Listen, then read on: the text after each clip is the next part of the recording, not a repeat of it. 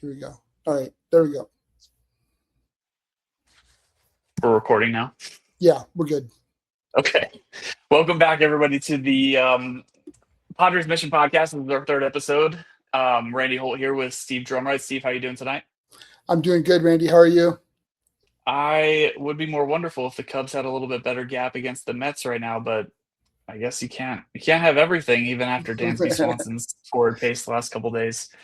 Yeah, But we're here yeah. to talk about the Padres. Yes, we are. So this will probably, honestly, we've only been doing this for 3 weeks, but this is probably one of so far our more enjoyable episodes, just because it's been kind of a weird week Hmm. for the Padres in terms of kind of what we wanted them to do, what we expected them to do, and how things actually played out, especially over the last few days, and who's been kind of driving all of that. Yeah, So it's been kind of a we'll funky week just, that week. Yeah. yeah, I mean, we can just kind of jump right into it. So they went into the weekend against Texas, a pretty middling opponent, both in both regards. They're a bottom half of the league in terms of their pitching output and their pitching performance, and offensively they're a very similar team to the Padres. So naturally, you expect when they arrive in Arlington on Friday, it's a 9-7 final with an absolutely wild first inning. Yeah, that was a crazy first inning. Padres came out and scored 5 runs in the top of the first inning. Ty France with the grand slam. He's been a really nice surprise this year.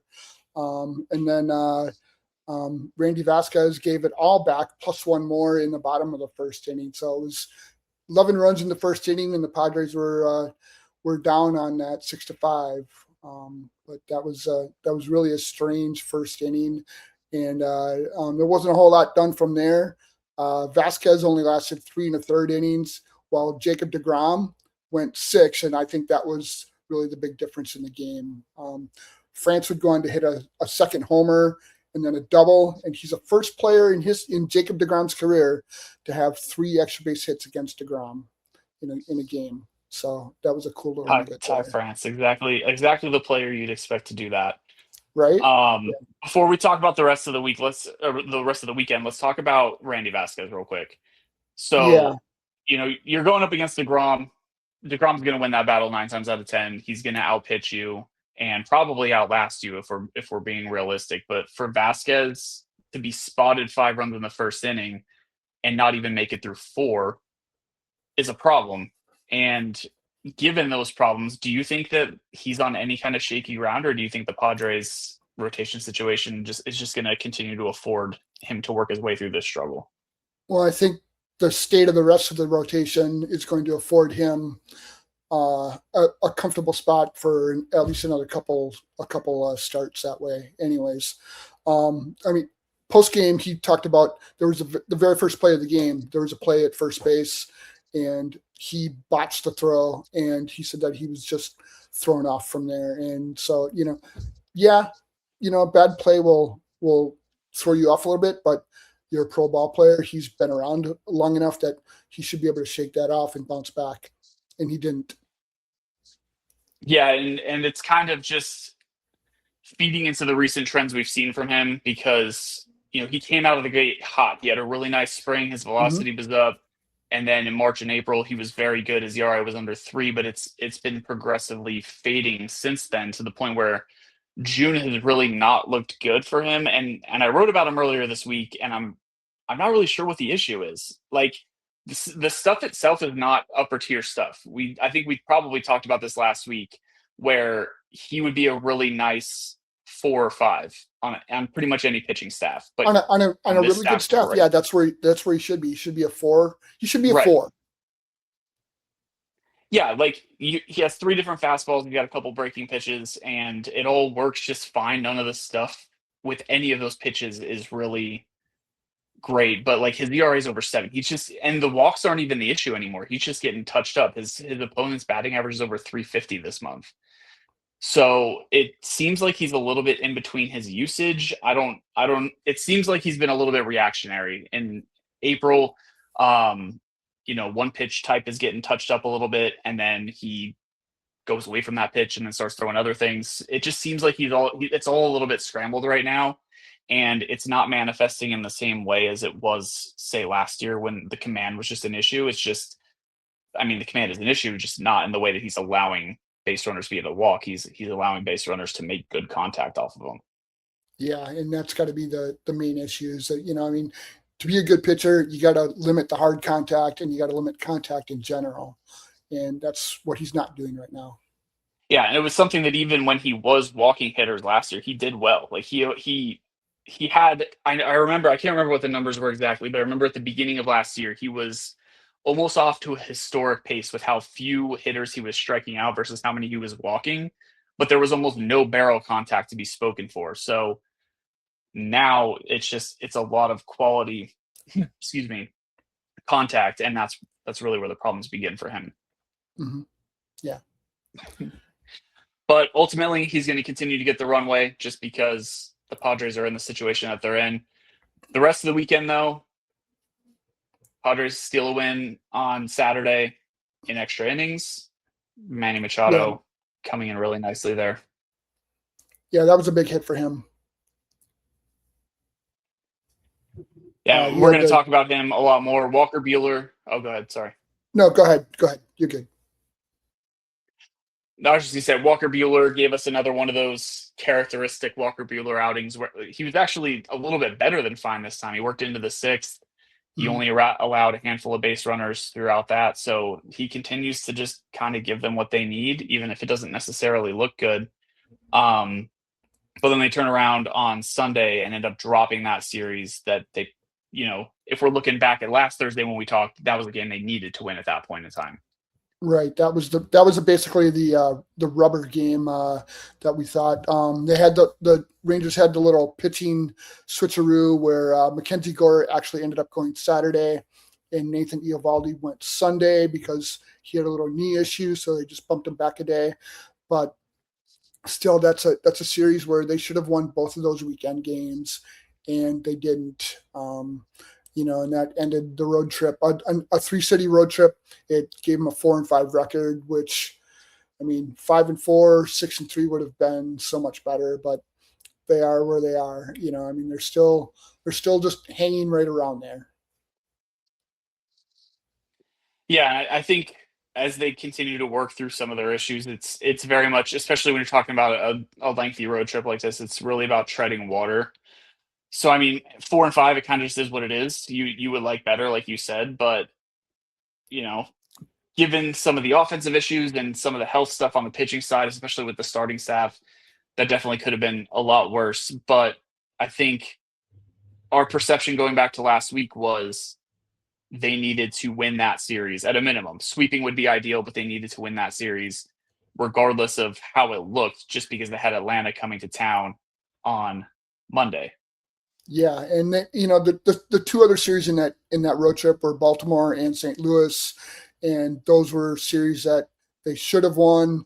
And that's where like the 6-3 should have been more of a realistic one. They should have won all three of those series, right, but they didn't. And losing 2 out of 3 to the Rangers, not good.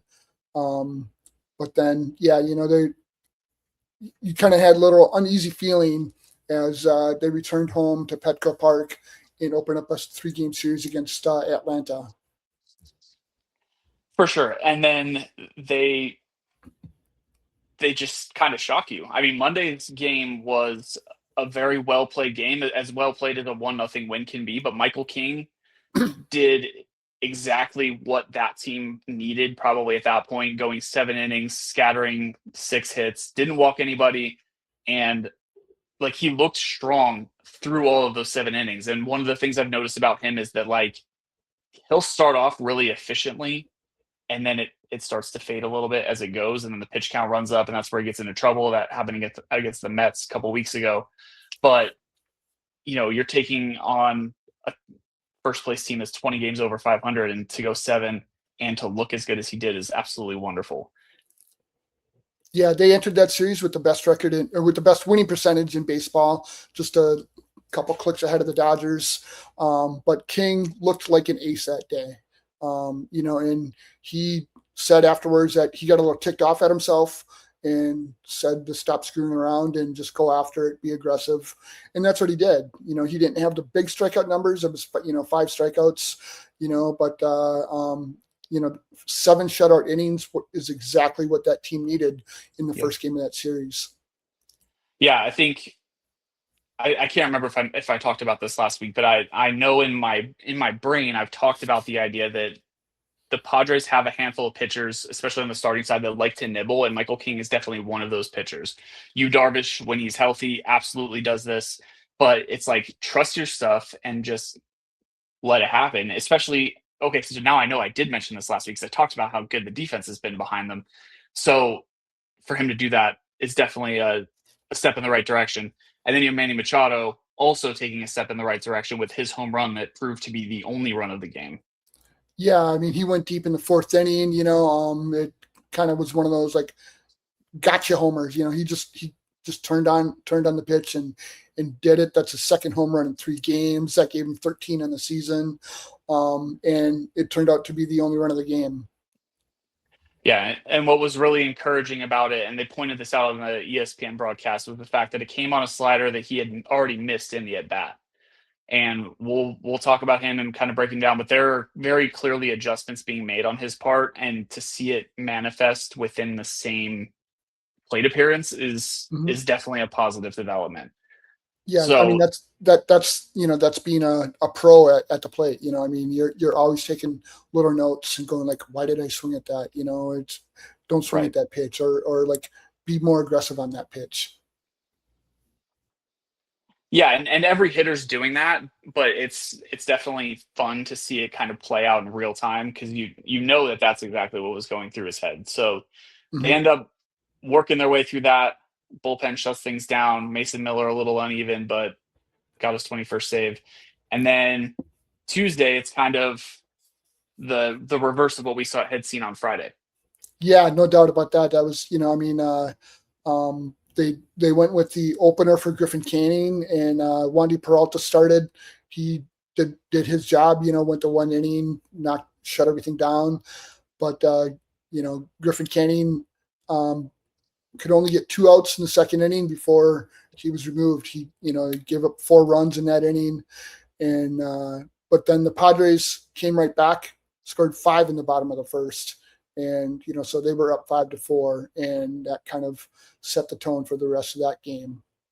Yeah, a little bit back and forth. Obviously, like we've talked about Canning, but with Herman Marquez's return on the horizon now, that was Hmm.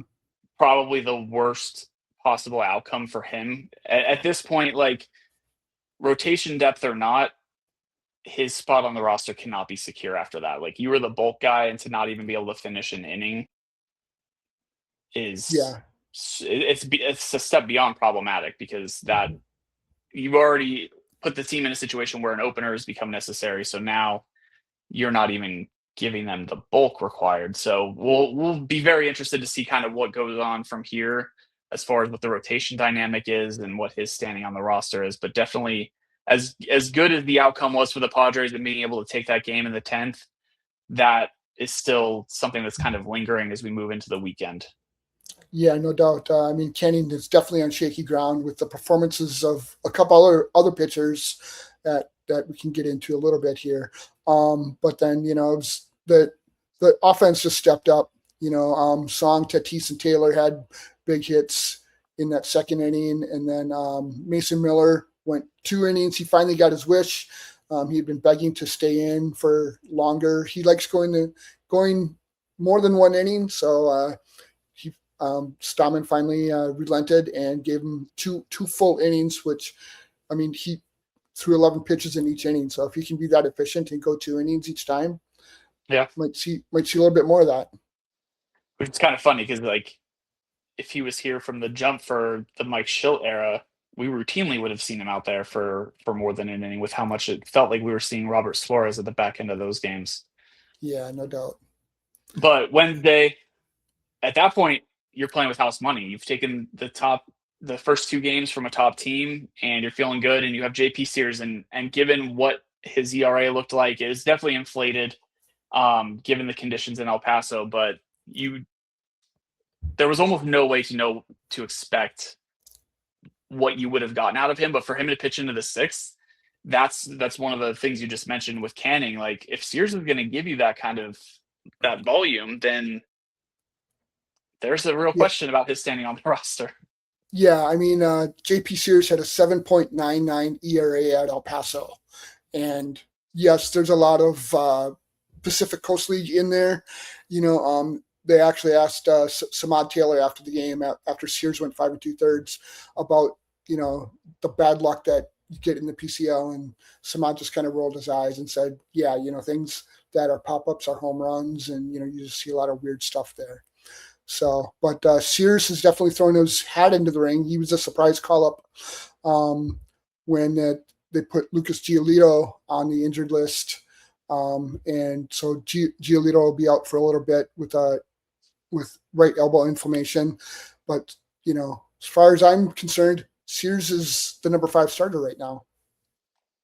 Yeah, I mean, after that outing, you have to give him at least one more turn, if not a couple, given how many opportunities other guys such as Griffin Canning have gotten. So good to see. And then, they got contributions from throughout the lineup. Manny Machado walked a couple times. Ty France hit another homer.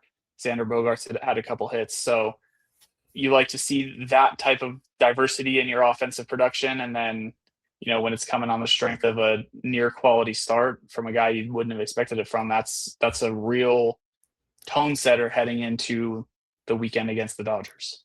Yeah, like you said, it was house money. You swept the Atlanta Braves. Again, they had the best winning percentage in baseball. One of the best 2 teams in baseball in the first half of the season so far. And so you got to be feeling really good about yourself. And so, like, today is Thursday. This is the last off day that they have before the All-Star break.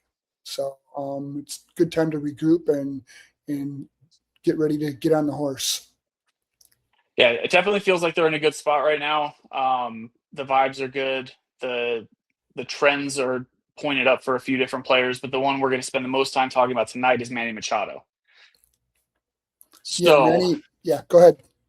No, let's just vamp a little bit about Manny. Like, this has not been a good year for him.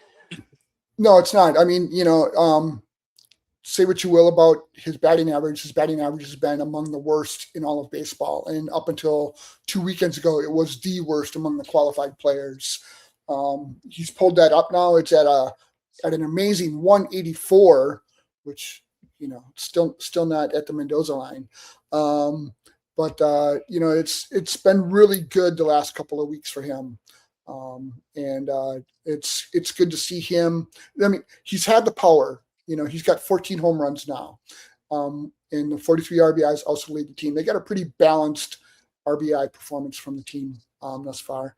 But it's been good to see him have more contributions offensively than popping a home run every few games. For sure, because it's been a little bit perplexing. Like, the production has not been there, other than the occasional power you mentioned. It's been absent, and when you compound that with Tatis's power outage and Jackson Merrill's general struggles, like, those are your 3 guys in the lineup that are supposed to be the drivers of the offense. So but it's also been a little bit perplexing. Like, it's never felt like Manny Machado is just suddenly bad. Yeah. And hitters have off years, and one of the things I've really struggled to reckon with these Padres this year is Tatis went as long as he did without homering at all, and he really struggled out of the gate. Merrill's been bad.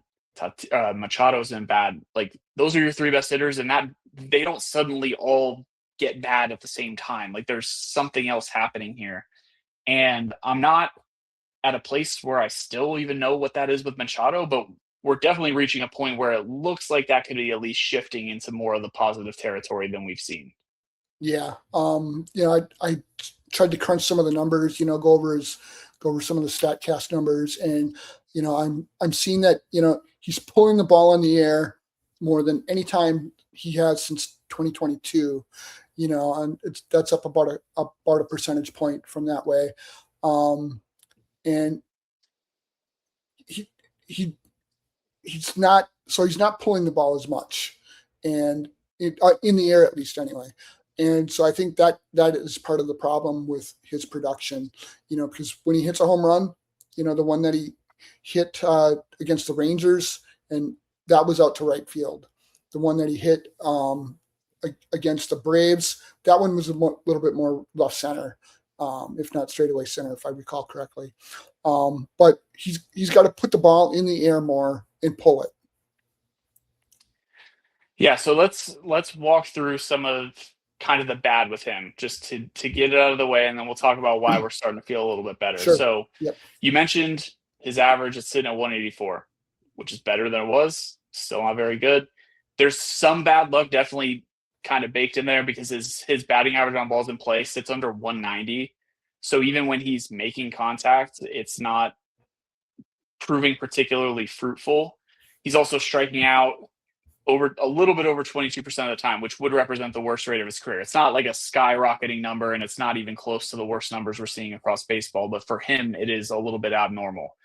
His hard hit rates come down almost 10%, and then his ground ball rate is up a touch. So it's less quality contact, and a lot of it's on the ground. So that's kind of where the bad luck comes from. And it seems like, based on, if we're looking at just run value, I know run value is way more complex than I'm willing to kind of break into, but essentially shows us how many runs the players created based on individual pitches. And Machado has a negative run value against almost everything that is not a fastball. Yeah. Changeups, he's a -1. Sweepers, he's a -1. Curveball, it's like more standard curveballs, he's a -3. So it seems like those pitches have really presented an issue for him. But Sinker, he's got a -4. Yeah. Yeah, and even that. So it seems like there's an issue with some of the. I might even chalk it up to like pitch recognition at this point. I just wonder, yeah, he seems to be a little bit slow with the bat right now. And I think that's what's leading to the quality of contact not being what it was even last year. Because if you look at his percentiles from last year, they're all in the red. They're all in the good zone. Now this year, right? They're in the grays, and it's kind of very middling. With the exception of his bat speed. His bat speed is decent. It's just slightly above average, above the major league average, but his exit velo, it's down. It's in the 61st percentile. His barrel percentage, 56th percentile. Hard hit percentage, 58th percentile. And so it has to do a little bit with his bat speed, I'm guessing. Yeah, and what's interesting is, I know I've seen it on various, social media platforms probably, but the idea that like age is starting to catch up with him, but the bat speed is exactly the same as it was last year, and it hasn't come down that much. And that would be the first thing I look to. The bat speed itself, you talked about his percentile ratings, like that's one of the better numbers he has, because his bat speed is still up in the 76th percentile, and it's above average. Yeah, so it's above average. If you were to break it down into like the new StatCast stuff, where we could see kind of the timing and how much hitters are missing by, it does seem like he's a little bit behind fastballs in particular. So I don't even know that it's like he's slow to the ball. I think he's recognizing it later, because even his intercept point has come down to the point where now when he makes contact with the ball, it's not 6 inches in front of the plate like it's been the last 2 years. It's 3 inches in front of the plate. So I almost wonder if I don't know how that happens as a veteran hitter. Like, are you just kind of in between your approach? Because he's not getting slower, but he's reacting slower. Yeah, it seems like. Yeah, and I wonder if that's if there's something that you can attribute that to with Tatis too, and his many ground balls. He's hit so many ground balls, and when he should be hitting line drives. And, Manning's bat speed, it was in the 84th percentile last year, and it's down to 76. So, that is a little bit, but, it's the barrel rates, average exit velo, the hard hit percentage that are just really alarming when you look at Manning's numbers. Right. And so those are all the negatives. Like the contact is not as high of quality. He's getting bad luck as a result. He's striking out a little bit more. there are a couple of good things he's done even before this recent stretch that we'll get into, and that's the fact that his power output has been there, and that's something that we've grown a little bit worried about over the last few years, in that the power has kind of started to wane. But his ISO, his isolated power is higher than it was last year. He's at 194 there, and he's walking over 10% of the time, and Yeah. that's on par with the career best for him. Yeah, no, I mean he's doing I mean the walk rates, especially early in the year, he was walking, a lot of times, and to see his ISO up at 194, which is basically the same number as that he was at in 2024, and just a little bit better than it was last year. I mean that's good to see. Now if he can pull up the batting average and keep that ISO where it is, the Padres have a chance in the second half. Yeah, and I think a lot of this, it's very possible that a lot of this is age related.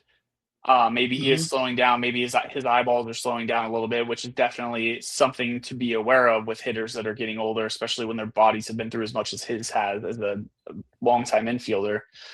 But he's taken more strikes, and then the stuff with the timing, like it does seem like a lot of this is driven by approach more than any like fundamental flaw elsewhere in his game. So the fact that he had that adjustment in Atlanta, and we'll talk about some of the other encouraging things. It seems like if he can get that in order, then we'd be looking at a player much capable of contributing regularly than he has been to this point. Yeah, I almost wonder, like, if there's, I mean, I've mentioned this with Tatis too. If there was something else bothering him, there was a play where he had at third base a couple weeks ago where there was the camera angle was on him. He didn't seem to be ready for a smash that went by him. And usually you see a third baseman kind of like get into a little bit of a position. Manny likes to stand up a lot. He doesn't get way down on the ground like some other third basemen, but he didn't like seem to shift into any like sort of readiness. And then there was a ball pulled right down the line that he didn't even really move on. And so you kind of wonder like if there's some distraction there with him. I could be grasping at straws here too. Yeah, and I've noticed a few times throughout the year where there's a base running play where he runs a little bit harder than maybe we're used to Manny trying to move on the bases, and he comes up limping a little bit, or little small things like that. And it's very possible that all those nagging things kind of manifest in what happens at the plate. So because we're outsiders, we don't always know. But yeah, I mean, there's certainly those types of factors that could be going into it. Yeah. But the good news is that we have reason to be optimistic. So we mentioned, he had the home run over the weekend in Texas. And then on Monday, he had the home run where he made that adjustment. Then he had the walk-off single. So just in terms of general trends, like he's coming up in important moments and he's succeeding in those moments. And that in itself, without any statistical backing, is a good thing for Machado and for the Padres. Yeah, I mean the number of like big hits that he's had in this 2 week stretch, as Jackson Merrill, I believe it was, said after his home run on Saturday, he's still Manny fucking Machado, and that's, I think he's getting back to that level. I've noticed the increase in hits. This is, the past handful of games have been his best stretch since April. That included the trip down to Mexico City where he hit the 2 home runs. But this has been, he's had 2 nice little stretches. He just needs to keep that stretch going on. Yeah, and if we broke it down, we talked about the last 2 weeks, for example. His line's up to 259 in terms of the batting average and 339 with the on base. So he's still walking, but now he's finding more batted ball fortune because he's making better contact, to the point where like his ISO is flirting with 300, which is an obscene power number. Right. So the elevation is happening. His WRC plus is up well over the century mark. He's at 145 in these last 2 weeks. His batting average on balls in play is up to 275 in this stretch, and he's making more hard contact, more finding the barrel more often, and he's hitting the ball on the ground less frequently. So it's not even just a matter of he has these big hits and these big moments. It's that there are some really positive trends kind of unfolding for him at the plate. Yeah, I mean we're getting back to the Manny superstar that we're used to seeing, and not just Manny the 33-year-old or wherever he is right now. He's got the superstar swing back right now, and it's not all the way back, but it's enough of the way back where he's making positive contributions every time, and you don't groan a little bit when he comes up in a key situation anymore. Right, yeah, and he's been a little bit more aggressive. His swing rate in general is up. His chase rate is up in these last couple of weeks, and we're not really going to draw any firm conclusions on plate discipline or anything like that from a 2 week sample. But the fact that he is being a little bit more aggressive, where it felt like he was being more passive early in the season, like that in itself feels like a vibe shift. And then you add in the actual production that they're getting, both on the stat sheet and in terms of what the contact looks like, and that all looks really good for him kind of moving into these next handful of games before the All-Star break. Yeah, so he's going to be needed in this stretch coming up here, especially this weekend with the Dodgers in town. And this will be the last trip for the Dodgers into Petco Park for this year, but he's going to need to step up, and him and Tatis and Jackson Merrill are going to have to lead the way. Yeah. So I pulled up a couple of the projection models, not for any real purpose other than to see kind of where they had them. And I landed on Steamer just because I know Steamer has a little bit of a tendency to favor veterans. And I knew that this would give us the most positive outlook for Manny Machado and the most optimistic. And for the remainder of the season, it has them going for a line that includes a 252 average, a 321 on base, and 14 home runs with an ISO that is just over 190, which it feels like if he can kind of capture this stretch and carry it in, that would be an entirely reasonable output for him for the remainder of the season. And that would probably feel really good at this point. Yeah, I mean, because you got to have him be an everyday contributor to this offense. If you're going to do the things that you want to do, it's going to be on him to be contributing every day, every other day. I mean, it's the spare parts have been coming through for the Padres this year, and that's been one of the unsung stories for the first half. You've had the Ty Francis, the Samad Taylors now, Gavin Sheets. You've had guys that aren't necessarily expected to be a big part of the offense have some really big moments for the team, or some really nice contributions. And now you need the big guys to help take it to the next level. Yeah. So, I mean, it's all encouraging right now, given that those are the stakes. Tatis is looking better. The power still not completely, but like he's looked very good just as a hitter in the last few weeks. Merrill has the power kind of grooving a little bit. And then if Machado is really starting to turn things, then this next stretch could really set the tone going into the break. And then, second half of July, we can start talking about what Preller's going to end up doing to boost the rest of the roster. No doubt. All right, let's pivot to the minor league recap and see how the Padres are doing down on the farm this week. Yeah, so the big news, and it happened on the night just after we finished taping our last episode, is number one prospect Ethan Salas went on the injured list with what's being called a mild oblique injury. Whether he comes back, this weekend, or it's going to still miss some time, I think it's probably going to still miss a little bit of time. But from what everyone was saying, it's going to be a short-term injury, and so it comes at a bad time when he was having a really nice season. He had the back injury last year, and so he was kind of shedding some of that. So it's a little bit of a disappointment for him to be on the shelf right now. But the big news was on Monday and Tuesday, there was a lot of traveling in the Padres farm system with a whole ton of players being promoted.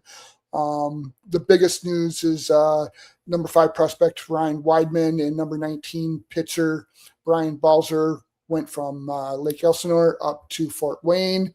And then number 14 right-handed reliever Tucker Musgrove went from Fort Wayne to San Antonio. Musgrove is really a guy that a lot of the scouting people really like, and he's too far down on our list for my liking, but it's a democracy and not it's not just a one person making these decisions. So I live with that. But Fort Wayne ended up with 8 new players on their roster. Lake Elsinore was 6. And so there's a lot of new faces and new places this week. There were 3 new faces up at El Paso and another few at San Antonio for AA. But that was really the big news to recap for this week.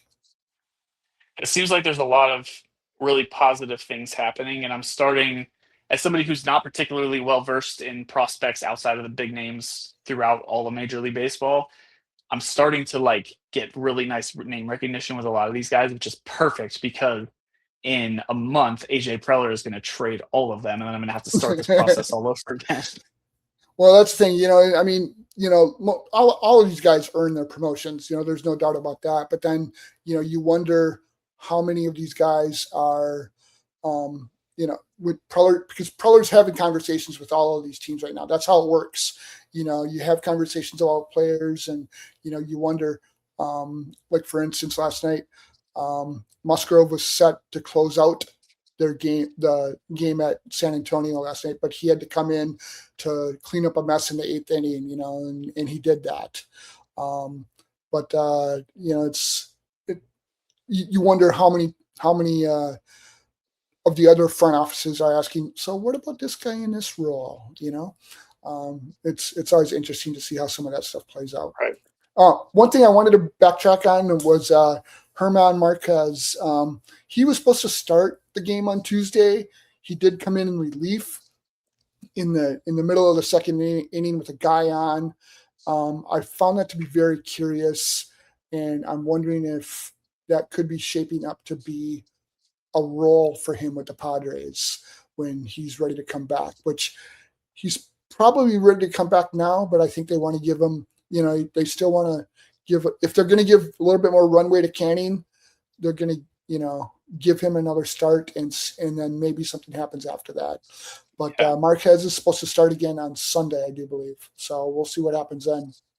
Yeah, I had the same thought as if they were kind of trying to push that decision off as much as they could, given their need for starting pitching. But Marquez has a bump in his velocity. Things have been looking pretty good. So hopefully that can translate to big league success when he comes back, because that first stretch was rough at the beginning of the year. Yeah, and I mean, you never know how guys are dealing with injuries. I mean, they'll be quiet for a little while until it really starts to bother them and affect their performance. I mean, Matt Waldron said that he was hiding an injury because he didn't want to get sent down, or Right. be DFA'd, because that's where he was at. And so suddenly he came up with an injury, one that I'd never heard of, but it's a legit injury. A shoulder issue after his last start in the majors, and basically on the day that he was going to be sent packing, he fessed up and said, I've been hurting. Right. As someone who has a degree in athlete development, I have a lot of opinions about injury culture. And I'm, for now, going to keep those opinions to myself. And I know that is something that is very much rooted in the game, and it is what it is with just the nature of baseball. But I don't like to hear things like that. I have almost a visceral reaction to things like that. So let's pivot a little bit and get back to friendlier ideas, and as much as I guess you could call this a friendly idea. So in our weekly outlook, the Padres now will play the Los Angeles Dodgers this weekend. Before we start talking about this series, Steve, I have to ask you, do you enjoy when the Padres play the Dodgers? It's kind of a mixed bag for me, because yes, I do enjoy when the Padres and the Dodgers play, because I think it is the number one rivalry in all of baseball going on right now. The Yankees and Red Sox just lost some steam. Dodgers Giants. No, that's not it. It's the Dodgers and the Padres. I think that's, and I'm not the only one that's thinking that. I've heard other people on the national scene say that as well. That they. I mean, I'm a Cubs fan, and I would probably agree that right now Cubs Cardinals doesn't even carry as much weight as Cubs Brewers, let alone Padres Dodgers. Yeah, and I would say Cubs Brewers, from a personal standpoint, is right up there with Padres Dodgers right now. So we'll see both of those series this weekend, by the way. But the bad part of it is I live in Murrieta, which is about an hour north of San Diego, but that's in Dodger viewing territory, and I get blacked out from Dodger games. So I'm going to have to find some scandalous way to be able to watch the games on Saturday and Sunday. The game on Friday is on Apple, so everybody gets to watch that if you have an Apple TV subscription, which I do. But the Saturday and Sunday, I may end up having to find a transistor radio to hold up to my ear and listen to the game that way. So, see, I'm at the other end of the spectrum with this in terms of the enjoyment factor I get out of Padres Dodgers right now. So I wouldn't even be trying to go through all of the painstaking ways to watch this game. And it might just be because I have overcorrected for how obscenely competitive I was at like slow pitch softball in my 20s, but I have no competitive element except like internally for myself.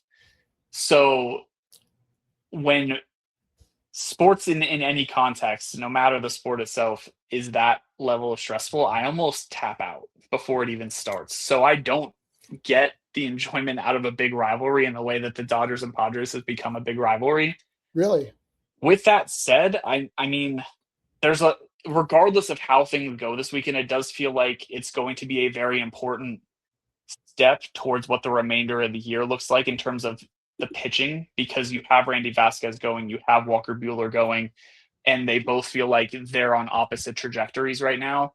And it's a chance for Buehler to kind of firm up his spot against his former team, Vasquez to kind of save his role in the long term, and then Michael King to kind of build on what he did in his last start. Yeah. I mean, so the pitching matchups this weekend, where did that go? That went over here. Pitching matchups this weekend, you got Vasquez looking to bounce back, and he gets paired up with Roki Sasaki. Buehler gets to face his old team for the first. I don't think he pitched the first time, did he? Buehler gets to go up against Yoshinobu Yamamoto, and then Michael King gets Emmett Sheehan. So Sasaki's been pitching really well in the last couple times. Yamamoto is Yamamoto, and so Sheehan might be the winnable game of those three. If they at worst, they at least have to get one of those three. 2 out of 3 would be really good, especially considering what they did against Atlanta. Yeah, given how this series has transpired and who the Dodgers are within kind of the grander context of baseball, I think if you get one, you'd be feeling pretty good. And I don't think it's going to come with Buehler Yamamoto. I think Buehler has the chops to kind of keep it close, but Sasaki has looked good, but that it's still kind of a wild card there. And then Sunday with King going. Yeah. So I would agree that if you steal one of those games, because this is not about the division anymore. They're 9 games back. Yeah. Yeah. So this is about staying ahead of the Diamondbacks and staying with some of those other teams that are in the wild card mix. So I think if you get one, then you're feeling pretty good. Yeah. Which feels really bleak to say in June, but that's where we're at. Well, yeah, I mean, I think that, that's the credit to the Dodgers. The Dodgers are playing like the Dodgers should be playing, not like the Dodgers played last year in the regular season when they showed some holes, but then they got healthy at the end of the season and plowed through the playoffs. The Dodgers have been doing Dodger things. Mookie Betts is healthy and doing Mookie things. And, the one downfall for them is Kyle Tucker. He's been struggling, and I know he's been hurting recently. Not sure if he's going to end up on the injured list, but, at least you got a $40 million man or whatever it is, taking 0 for 4s there. So, yeah, with some just really brutal at bats going. And then, I mean, speaking of Tucker, they get his old team next week. So once they're free and clear of the Dodgers clutches, they will head to Wrigley for a Monday to Wednesday set. Yeah, so this is really weird. The Padres are gonna for the next 17 days. The only 3 days that the Padres will not be in Southern California are Monday, Tuesday, and Wednesday when they're in Chicago. So it's going to be a quick road trip to Chicago, and then they're going to come right back, and then they've got 4 more in LA. So that's going to knock out 10 of the 13 games that they're going to play against the Dodgers, by the end of next weekend, because they had Thank the one God. series. They had the one series earlier this year, and then they've got these 2 series in the next week. So there's only going to be one more series. So you can't Yeah, stress so out I'm just about gonna this, bide my Randy. time until they go to Wrigley because I'll enjoy it because I can just sit back and be like, hey, I just hope both teams have fun. That's pretty much the way I go at it. I like to see 2 good teams going at it, and then I just sit back there and watch it, and see what unfolds. What's really intriguing about the Cubs series in particular next week is that the Padres offense is starting to ascend a little bit. The Cubs are doing that thing where everybody in their lineup is suddenly hitting to the point where even Dansby's hitting. So their offense is on the ascent. The Padres have no starting pitching. The Cubs actually have no starting pitching because everybody is on the injured list. So that could be a very high scoring series. Yeah, I mean, they got Matthew Boyd back today. As we're taping Thursday, he's pitching. They put 2 of their starting pitchers on the injured list on the same day, with Edward Cabrera and Ben Brown. Brown is actually sounding a little bit more serious, where he's going to be out at least Yeah. a month. But they had to make a trade with the Mets for David Peterson to put in their rotation. I'm sure he'll be in their rotation this weekend when the Cubs play the Brewers. But at worst, you'll see him coming up in the Padres series. Yeah, so that's going to be a really interesting series just to watch the hitters against kind of the hodgepodge of pitcher. Obviously, the Padres have a nice little bullpen advantage there, but that's what I'm looking forward to. I'm not looking forward to the hyper competitive rivalry nonsense. I'm looking for the middling pitching staffs going up against each other. Could see a lot of runs scored at Wrigley Field those 3 days. All right, let's jump to our closer. What's the final thought you want to leave us with this week, Steve? Well, good news for the Padres, but more good news for Jake Cronenworth. He is starting a rehab assignment at AAA El Paso tonight on Thursday. And he's been out since May 4th with the concussion. And if you remember, the concussion actually took place a couple weeks before that from a series with the Angels. So this is something that, he's been dealing with for a couple of months now. And it's good to see him, get back onto the field. And I'm guessing this could be a short rehab assignment if he hits this weekend. Usually hitters don't usually take too long. They just need a couple games to get back into the swing of things. So whether he comes back for the Cubs series or he comes back for next week's Dodger series, that's what I'm looking forward to. But I'm just, Jake Cronenworth coming back, and that's another asset for the offense. Yeah, and I think I am probably higher on Cronenworth than most people, but you get that approach back in there, and that's just a nice presence to have. If you can start to realize even a little bit of the power you had 5 years ago, then that will definitely be kind of a nice little bump for the overall production. For me, I know we've talked about him a couple times, but I feel compelled to talk about Samad Taylor again. Mm-hmm. You don't know this about me, but I have a favorite baseball archetype, and it is a guy who can play multiple positions and hit just a little bit. So, like Josh Harrison, I friggin' love Josh Harrison when he played for Pittsburgh. Yeah. I'm a sucker for like elite defenders who I think will someday hit and then never do. Like Nick Ahmed would be an example of that.